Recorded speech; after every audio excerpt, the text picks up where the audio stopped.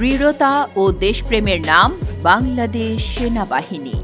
যখন অন্ধকারে ঢাকা পড়ে ভবিষ্যতের দিগন্ত, ঠিক তখনই এক সুশৃঙ্খল আত্মত্যাগী বাহিনী দাঁড়ায় ঢাল হয়ে। এটাই বাংলাদেশ সেনাবাহিনী। এ প্রজন্মে সেনাবাহিনীর এই দৃঢ়তা ও ঐক্যের পেছনে একটি নাম উজ্জ্বল হয়ে ওঠে, জেনারেল ওয়াকারুজ্জামান। দেশ যখন দাঁড়াতে চাইছে নতুন আশার আলোয়, ঠিক তখনই এক অদৃশ্য হাত বাড়িয়ে দেয় বিভ্রান্তির জাল। গুজব, উস্কানি, অপপ্রচার। তীর ছোঁড়া হচ্ছে দেশের সবচেয়ে শক্তিশালী, সবচেয়ে শৃঙ্খলাবদ্ধ, সবচেয়ে আত্মত্যাগী প্রতিষ্ঠান বাংলাদেশ সেনাবাহিনীর বুকে।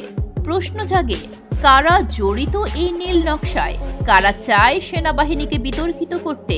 কে সেই শক্তি যারা ভয় পায় বাংলাদেশ সেনাবাহিনীর ঐক্য, সাহস ও দেশপ্রেমকে?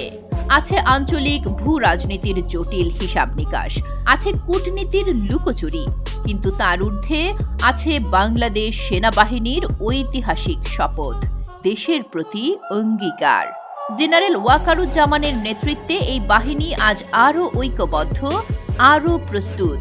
সেনাবাহিনী এগিয়ে চলেছে দেশের জন্য, মানুষের জন্য, ভবিষ্যতের জন্য।